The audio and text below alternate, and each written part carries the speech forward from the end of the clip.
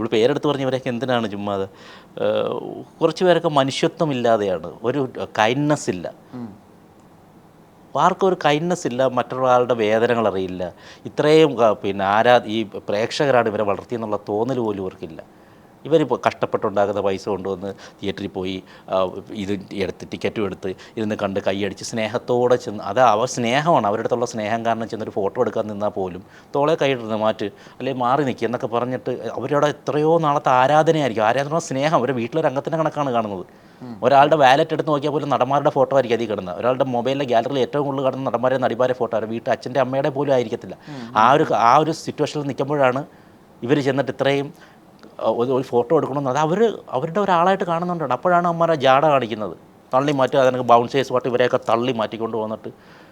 അപ്പോൾ ഇവർ എനിക്ക് മനസ്സിലാക്കാനുള്ളത്, എന്നാലും ഇവർ ചിന്തിക്കുന്നില്ലല്ലോ, ഈ ആരാധകരെന്ന് പറഞ്ഞ തെണ്ടികൾ ചിന്തിക്കുന്നില്ലല്ലോ ഇതിലങ്ങ് ഒരു കാര്യമില്ലെന്നുള്ളത്. നമ്മൾ എൻ്റർടൈൻ ചെയ്യാൻ വേണ്ടി അത് കണ്ടു കൈയടിച്ച് പ്രോത്സാഹിപ്പിക്കുക, വിടുക. പിന്നെ ഇവരുടെ ബാക്കി ഓടി നടക്കേണ്ട ആവശ്യം എന്താണ്? ഒരു കാര്യമില്ലെന്നുള്ളതാണ്.